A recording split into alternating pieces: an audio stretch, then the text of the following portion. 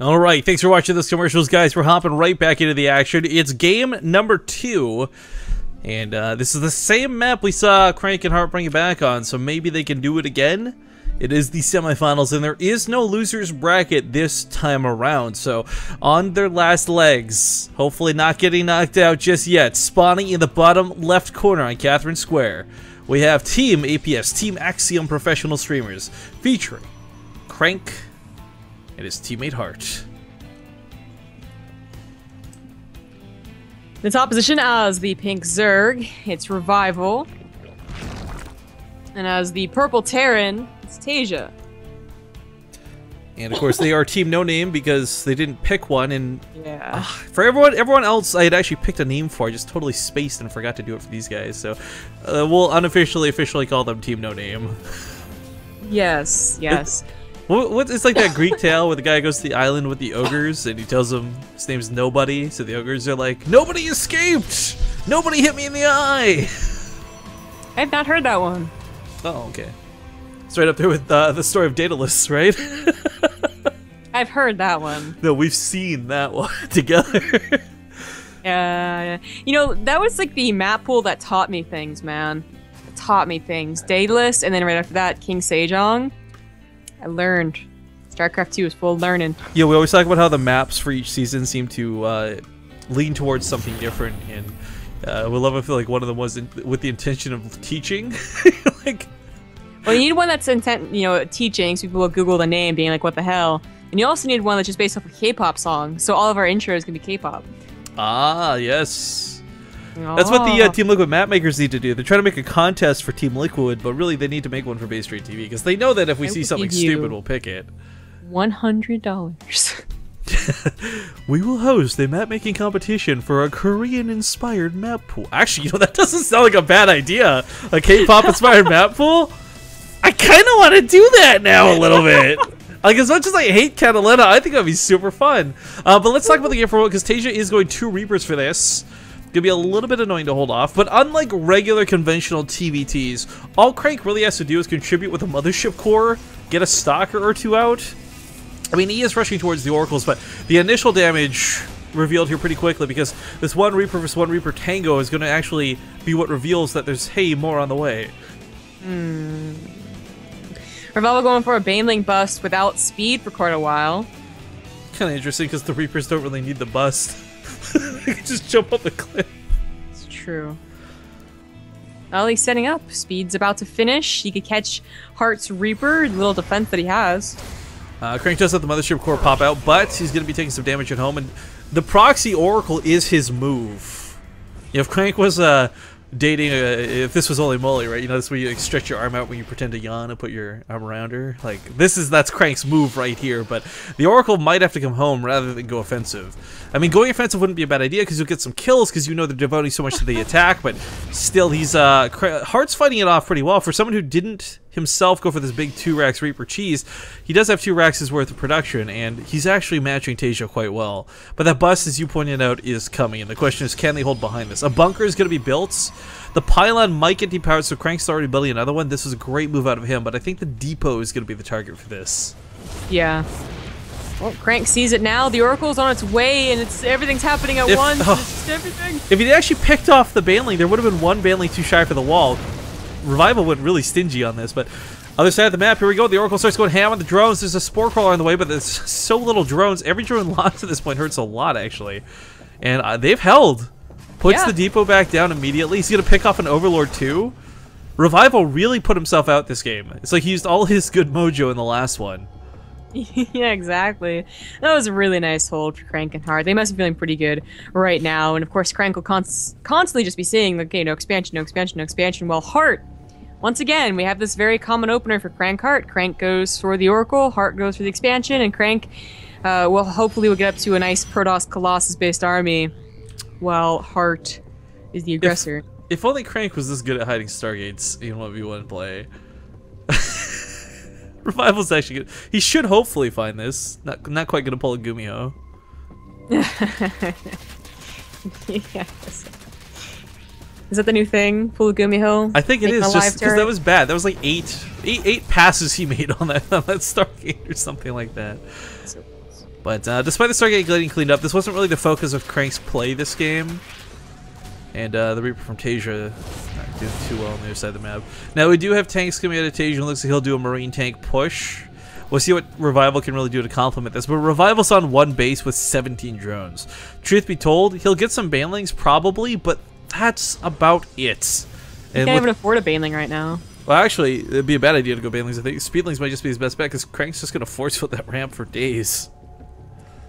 Yeah, that's a good point. I mean, he goes back in a gas. He's not just giving up and going completely on speedlings, but there's only going to be so many banelings, and yeah, will they be useful or not? Well, TaeJa's actually already moving out, and Crank scouting this with the Oracle is a pretty big deal. Maybe picks off a couple Marines on the reinforcement path, but for the most part, yeah, there we go. TaeJa's tank is going to let him start chipping away at the wall, and if the wall does go down, whether it's slowly or whether it's fast, if the wall goes down, then that's when the speedlings are going to flood in, and they might struggle with the speedlings because, quite frankly, Revival's going to have a lot of them. Yeah. What does Crank and Heart have? They have a photon overcharge and a time warp. Oh, and Immortal isn't really going to be all that helpful. Can he save this step back? No! Oh my god. That's actually pretty game-changingly large. Losing step back. That was like, what, 4 seconds from finishing? Oh my god. It might... It sucks, that's for sure, but it might still be okay. It's going to be contained on 4 bases. This is really bad. Crank's got his Cybercore on the front lines too. Bunker's gonna get popped off here in a second. This front wall is going to break. But I think a lot of this solidifies to Crank now. This is gonna be really on Crank to carry these two in the defense because those force fields are going to be insanely important. Who sends an Archon? That's cool. Maybe the Banelings actually explode on that. Maybe. Unlikely, but maybe. I think one of the things though is those force fields. Again, Guardian Shield's cool and all, but those force fields are really going to be key. The Immortals can break the tanks if Heart can cover the Marines. But it's going to take some serious coordination. In fact, hallucinates 2 Immortals, the Heart and Shield effect is going to be fantastic. But that means no force fields on the ramp, and the Banelings just flood right on in. He breaks the tanks, but is it worth it? There were some good tank shots or something on those Banelings, but yeah, they do break in, and this might be it for Heart and Crank. Is the flood behind this? He killed the tanks though, and they've got expansions. They just have to hold. Yeah. They just have to hold, and I think they might just be able to pull that off. The SCVs are low for Heart, but he's got more mining back here. The tanks start spawning for this. I think they've held for now. They're looking pretty good. Crank was able to get the last photon overcharge off to protect his base for a while longer, but he didn't lose a Mothership Core. Yeah, but the Immortals coming out are going to break that tank. Hearts just needs a couple more Marines. Losing Stim is the only reason they didn't easy peasy hold this. I mean, it's kind of hard to remember, but like this TaeJa's Marines being so much better than Hearts in every way. Yeah, that and Revival just is not flooding very hard. You know, he doesn't have anything to do it with. He's got no larvae. He's got no money. He's got one base. Yeah, exactly. So this looked tough. Maybe it could have snowballed if he got on top of Heart's production, but it hasn't. It almost did though, and that's what was so scary. This was I was questioning whether Crank used a lot of energy to hallucinate 2 Immortals, but ultimately I think it was worth it. Breaking those tanks were huge. Well, now the counter push is on its way, and I mean, TaeJa and Revival, maybe they can hold, but they don't have an expansion. Revival's getting one now, but like the second expansion for Zergo. What is the price? It would require TaeJa to pull a parting, because Revival's not going to have anything to contribute to this whatsoever. Yeah, well, the problem with this is that Parting had a lot of units to work with. He could split up his forces and, you know, base trade it out. TaeJa doesn't have a lot of units to do anything with. This is maybe a little bit over... Yeah, he's going to get it. I was going to say a little overextended out of Heart. He will get on top of the tanks. So with the tanks going down, Crank can break through. But the Banelings take out most of the Zealots. Ooh. So the attack is... Yeah, the attack on the other side of the map going to kill... Actually, completely guts Crank's base.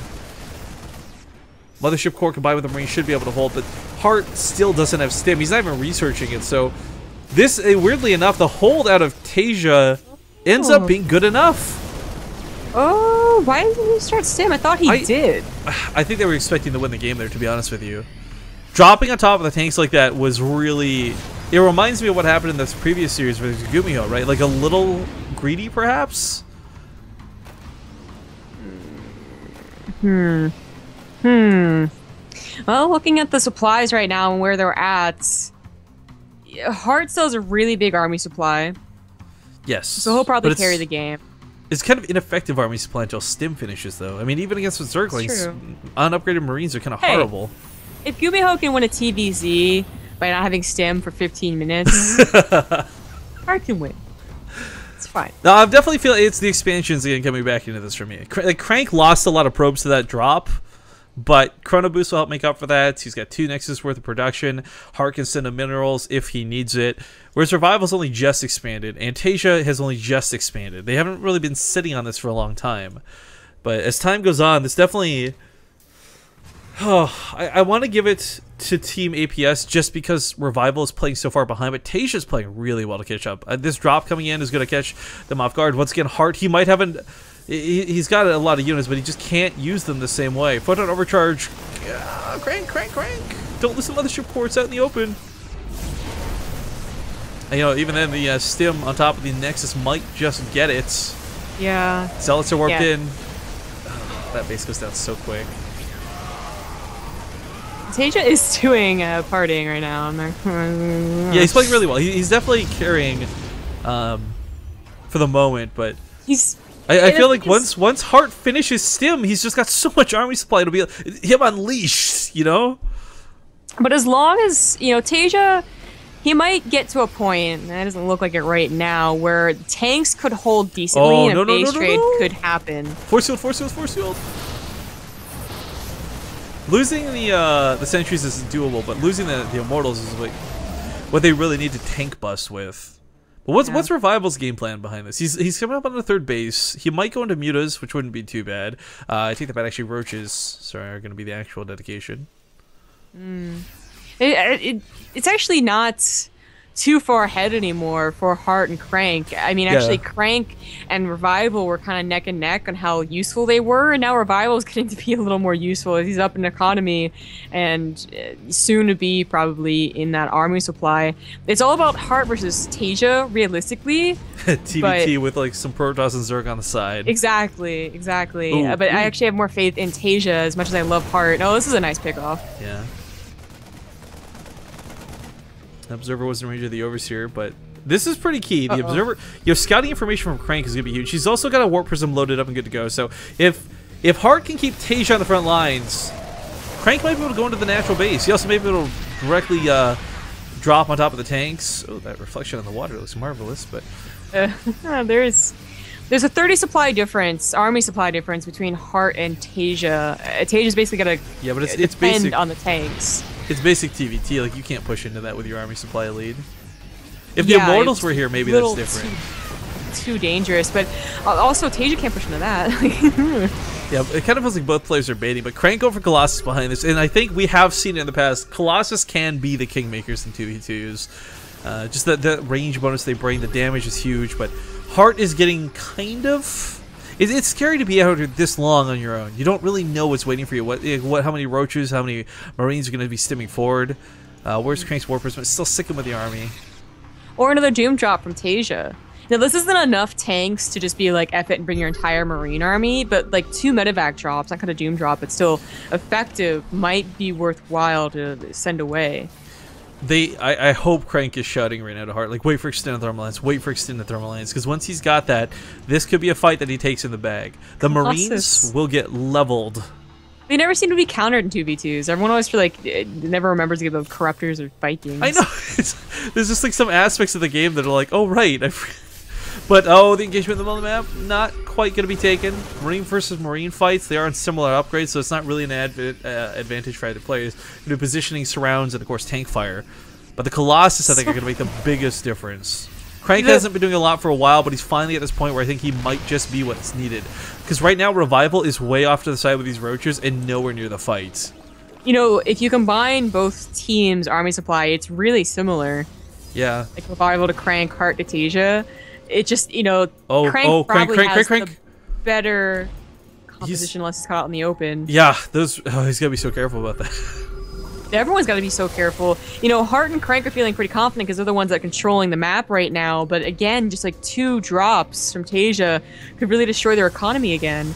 Yeah, there's no cannons at home, but looks like they're going to push the fight. The Colossus adding a little bit of damage. The Roaches are so out of position! Yeah, it's 2v1. It's 2v1. Roach is coming on the backside of this. They can pull back. They've broken the tank line. It's really scary for Hart to overextend like this because Crank's Colossus are not quite protected, but the tank fire is just so much damage.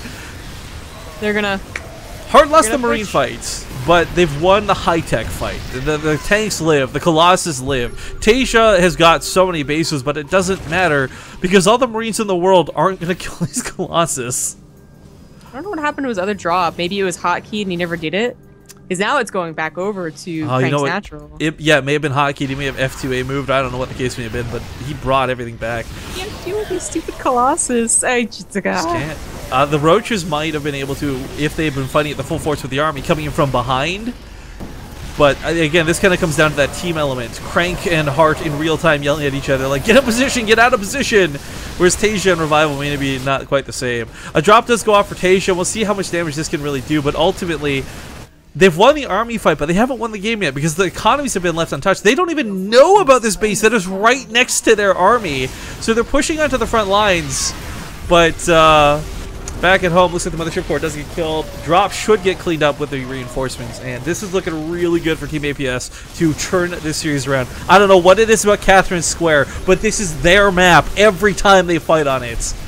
It seems to be whenever Hart can get up to Colossus, whenever the Protoss, whatever Protoss it is, can get up to Colossus, they seem to just win the game. Hart's that one Protoss who brings it to Colossus every time, right? Yeah.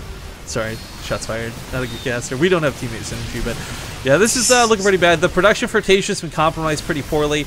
Revival was playing from behind for so much of this game, and being out of position for that fight, I would argue, is what cost the game fully and entirely. Yeah, I agree. And it's gonna go to the ace match. Yeah, GG. All right. So what's kind of